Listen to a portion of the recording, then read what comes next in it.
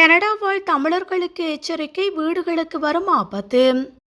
கனடாவில் வீடுகளை பழுது பார்ப்பதாக கூறி மேற்கொள்ளப்படும் மோசடி குறித்து தகவல் வெளியிடப்பட்டுள்ளது. குறிப்பாக வீடுகளின் ஜன்னல்கள், கதவுகள் பழுது பார்த்து தரப்படும் என்று கூறி மக்களிடமிருந்து பணம் பெற்றுக்கொண்டு மோசடி செய்யப்படுவதாக தெரிவிக்கப்படுகிறது. கதவுகள், ஜன்னல்கள் திருத்தப்படும் எனவும் பழுது பார்க்கப்படும் எனவும் கூறி பல்வேறு நபர்களிடம் பணம் பெற்றுக்கொள்ளப்பட்டுள்ளதாக தெரிவிக்கப்பட்டுள்ளது. எனினும் இவ்வாறு பெற்றுக்கொள்ளப்பட்ட பணத்தினூடாக ஜன்னல்கள், கதவுகள் பழுது பார்க்கப்படுவது இல்லை என்றும் தெரிவிக்கப்பட்டுள்ளது. கனடாவின் நோவா ஸ்கோட்டியா பகுதியில் இவ்வாறான சம்பவங்கள் பதிவாகியுள்ளதாக தெரிவிக்கப்படுகிறது. பாதிக்கப்பட்ட சிலர் இது தொடர்பில் எச்சரிக்கை விடுத்துள்ளனர்.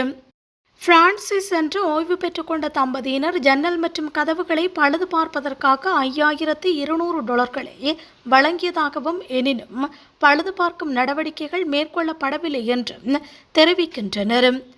இவ்வாறு பலரிடம் பணம் மோசடி செய்யப்பட்டுள்ளதாகவும் சுட்டிக்காட்டப்பட்டுள்ளது.